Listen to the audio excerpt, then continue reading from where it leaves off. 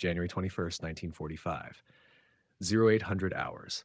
The Bay of Bengal. The water was calm, but the horizon was burning. Vice Admiral Arthur Power, commanding the East Indies Fleet, watched from the bridge of the battleship HMS Queen Elizabeth. He wasn't watching a battle. He was watching a demolition. The target was Ramree Island, a strip of malaria-infested rock and jungle off the coast of Burma. For 3 years, it had been a Japanese fortress, a dagger pointed at British India. Now it was a prison. Around the island, the Allied noose was tightening. This was Operation Matador. The plan was simple, an amphibious assault to seize the port of Kyaukpyu and its critical airfield. But the execution was anything but simple. It was a display of overwhelming industrial violence that only the Allies could muster by 1945. Offshore, the 15-inch guns of the Queen Elizabeth spoke. Shells the size of small cars screamed over the landing craft, turning the Japanese beach defenses into pulverized coral and pink mist. Overhead, the sky was filled with the drone of American-built engines. B-24 Liberators and B-25 Mitchells of the Strategic Air Force pounded the jungle canopy. But the real terror, the sound that made Japanese defenders dig their nails into the dirt, came from the fighters. P-47 Thunderbolts. Though flown by RAF pilots of the 224 Group, these machines were pure American iron. 7 tons of brute force, armed with 8 50 caliber machine guns that could cut a coconut tree in half. They came in low, skimming the waves, their Pratt & Whitney engines roaring like angry gods. They weren't just suppressing the enemy, they were erasing the jungle itself. On the ground, the 26th Indian Infantry Division stormed the beaches. They expected a slaughter. Instead, they found craters. The bombardment had been so intense, so mathematically precise, that the Japanese garrison, the elite 2nd Battalion of the 121st Infantry Regiment, had been pushed back. Not defeated, pushed. And that was the problem. The Japanese commander, Colonel Kenichi Nagasawa, was a man of the old school. Surrender was not in his vocabulary. Retreat was a temporary tactical inconvenience. He had about 1,000 men left. Hard men. Veterans of the China campaign. Men who had survived the starving times in the jungle. They had artillery, they had mortars, and they had the samurai spirit. But they didn't have an exit. To the west, the Royal Navy battleships blocked the sea. To the north and south, the Indian infantry blocked the roads. The only way out was east. But east wasn't land. East was 10 miles of mangrove swamp, a tidal nightmare of black mud, twisted roots, and stagnant water that separated Ramree from the Burmese mainland. Colonel Nagasawa looked at his maps. He looked at the burning beaches. He looked at the P-47s circling like vultures above. He made the only choice his code of honor allowed. He ordered his men into the swamp. The decision. It was a decision born of desperation, but also of arrogance. The Japanese Imperial Army prided itself on its ability to traverse impassable terrain. They had cycled through the jungles of Malaya. They had infiltrated the cliffs of Corregidor. They believed they were the masters of the jungle. But the mangrove swamps of Ramree were not a jungle. They were a biological weapon. The entry point was deceptive. At low tide, the mudflats looked traversable. Detailed reconnaissance photos taken by Allied P-38 Lightnings showed a network of chongs, tidal creeks, that seemed to offer a route to the mainland. Nagasawa gathered his battalion, 1,000 men. They carried their Arasaka rifles, their heavy Type 92 machine guns, and their wounded. They wrapped their boots in burlap to silence their steps. They abandoned their heavy artillery, spiking the guns to make them useless to the British. At dusk on February 19th, they stepped off solid ground and into the mud. Immediately, the pace slowed to a crawl. The mud of Ramree is waist-deep glutinous clay. It sucks at boots, equipment, and men with a physical force. A man doesn't walk through it. He fights it for every inch. Private First Class Jiro Matsuo, a radio operator, later described the beginning of the march in his diary, found months later on a body near the mainland. "The mud is alive," he wrote. "It smells of rotting crab and ancient death. We move 10 meters in an hour. The men are already discarding their packs. The water is rising." They didn't know it yet, but they had walked into a kill box. The British commander, Major General Cyril Lomax, had anticipated this move. He didn't send his troops into the swamp to chase them. He knew better. Instead, he ordered the Royal Navy to seal the exits. Destroyers HMS Napier, Redoubt, and Lizard moved into the deep-water channels on the eastern side of the mangroves. They cut their engines and drifted, silent sentinels waiting in the dark. Their searchlights were off. Their crews manned the Bofors guns and Oerlikon cannons, staring into the black wall of the mangroves. They weren't there to invade. They were there to act as the anvil. The swamp was the hammer. Colonel Nagasawa's plan relied on speed. He thought they could cross the 10 miles in one night. But as darkness fell, the tide began to turn. The water rose, flooding the mudbanks. The Japanese soldiers were forced to climb into the twisted, stilt-like roots of the mangrove trees to avoid drowning. 1,000 men suspended above the black water, clinging to slick, moss-covered wood like insects. Then the insects actually came. Clouds of mosquitoes, thick enough to be inhaled, descended on the trapped column. Scorpions, driven up the trees by the rising tide, struck at hands and faces. Leeches dropped from the canopy, finding the gaps in uniforms, but these were just nuisances. The real enemy was watching from the water. The green hell. By midnight, the battalion was scattered across 4 miles of swamp.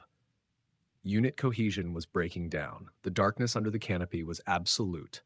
Soldiers called out to their squad leaders, their voices swallowed by the dense vegetation.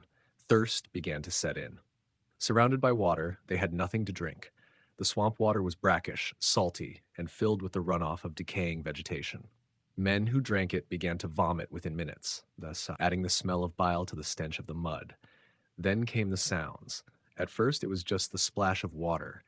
The soldiers, nerves frayed by years of combat, assumed it was British commando boats. They fired blindly into the dark. The muzzle flashes of their rifles illuminated nothing but twisting roots and black water. "Hold fire," officers screamed. "Save your ammunition." But the splashing didn't stop. It got closer. It was heavy, rhythmic. Not the sound of a boat, but the sound of something large moving through the sludge. A patrol near the rear of the column reported a man missing. One moment he was there, clinging to a root. The next, there was a violent thrashing, a stifled cry, and then silence. Then another man vanished. Panic began to ripple through the ranks. These were men who had faced flamethrowers and tanks without flinching. But this was different. This was a primal fear, the fear of the dark, the fear of being hunted. The British on the perimeter heard it too. Aboard the HMS Napier, patrolling the channel edge, a young seaman on watch turned to his captain. "Sir," he said, pointing toward the black line of the jungle, "do you hear that?" It was a low, rolling sound, like distant thunder or 1,000 heavy doors slamming shut. It wasn't thunder. It was the sound of tails hitting the water, the sound of jaws snapping shut. Ramree Island is home to Crocodiles porosus, the saltwater crocodile, the largest reptile on the planet. They can grow to 20 feet in length and weigh over 2,000 pounds. They are apex predators, unchanged for millions of years, and they are territorial. The Japanese battalion had marched directly into the breeding grounds of the largest population of saltwater crocodiles in Burma. And thanks to the war, these animals were not afraid of loud noises. They associated the sound of splashing and the smell of blood with food. The rising tide had brought them in from the sea. Hundreds of them, maybe thousands. They glided through the black water, invisible until the moment of the strike. They didn't hunt like lions or wolves. They hunted like machines, silent, efficient, cold, the night of the long knives. The attack didn't happen all at once. It started as a series of isolated incidents that coalesced into a symphony of horror. A scream from the left flank, a burst of machine fire from the right. Then, the center of the column disintegrated. Bruce Wright, a naturalist and British soldier participating in the blockade, was in a motor launch near the swamp's edge. He wrote the definitive account of that night, a description that has become part of military folklore.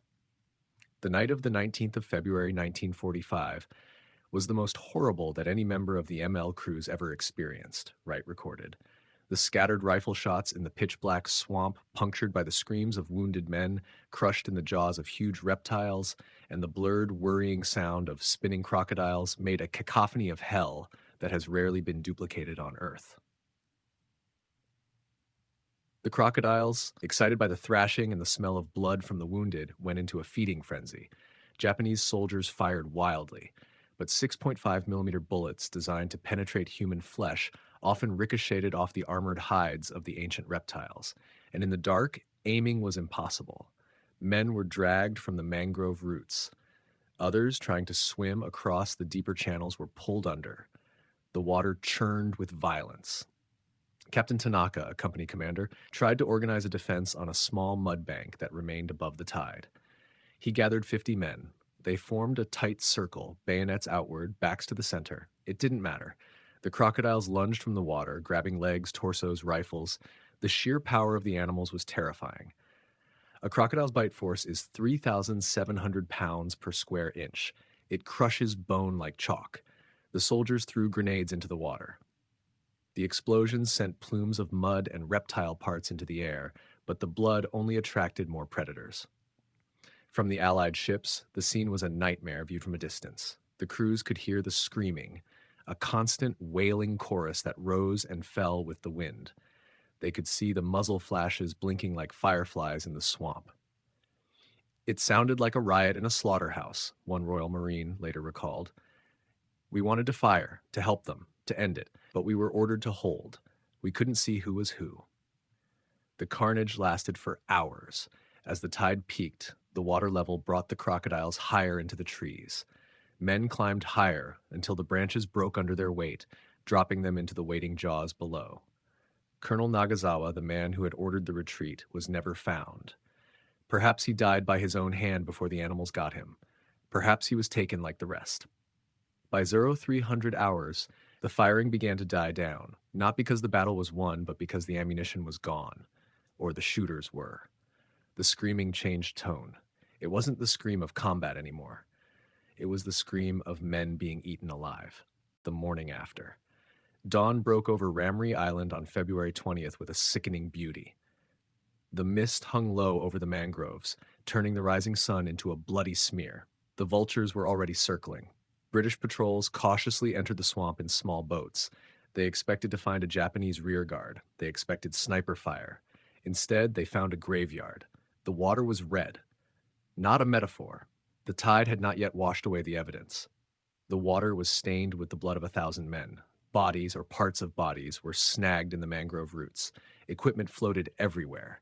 Helmets, canteens, family photos, letters home, and the crocodiles were there, bloated, lethargic. Some were sunning themselves on the mudbanks, indifferent to the motors of the British boats. Out of the 1,000 men who entered the swamp, only 20 were found alive. 20. They were in a state of catatonic shock. Some had been bitten and survived. Others were physically unharmed but mentally destroyed. They were pulled from the mud, shivering, their eyes wide and unseeing. They offered no resistance. They didn't even look like soldiers anymore. They looked like survivors of a shipwreck. One captured soldier, a corporal, simply pointed at the water and repeated one word, Wani. Crocodile. The Allied troops, hardened by years of brutal warfare against the Japanese, were silenced by what they saw. They had hated the Japanese. They had killed them with flamethrowers and tanks. But this was something else. It was total, a British lieutenant reported. It was a cleaning. Nature simply wiped them off the map. The cleanup crews couldn't even recover the bodies. There were too few left intact. The swamp kept its dead. The verdict. The Battle of Ramree Island holds a grim distinction. The Guinness Book of World Records lists it under the greatest disaster suffered by an army from animals. Historians and zoologists have debated the numbers for decades. Could 1,000 men really be killed by crocodiles in a single night? Some argue that dehydration and disease killed more than the reptiles. They argue that the 900 figure is a myth, an exaggeration of war. But the survivors, the 20 men who came out of that swamp, they didn't debate the numbers. And the British crews who listened to the screams that night, they didn't call it a myth. The logistical facts remain. 1,000 men went in, 20 came out, the rest vanished. Whether it was 500 eaten and 400 drowned or 900 taken by the jaws of the swamp, the result was the same. A fully equipped, combat-hardened infantry battalion was liquidated in 12 hours without a single Allied soldier pulling a trigger. It stands as a terrifying reminder of the nature of the Pacific War. It wasn't just a war against tyranny or fascism. It was a war against the environment itself. American and Allied troops fought the jungle as much as they fought the Japanese. They fought malaria, typhus, heat, and rain. But on Ramree Island, the jungle fought back. The American military machine, with its P-47s and battleships, had forced the enemy into the trap. But it was the primal, ancient forces of the earth that snapped it shut. Today, the mangroves of Ramree are quiet. The crocodiles are still there, though fewer in number. But if you talk to the locals or the few remaining veterans who heard the sounds of that night, they will tell you, the swamp remembers. It remembers the night the technology of the 20th century met the monsters of the prehistoric age, and the monsters won.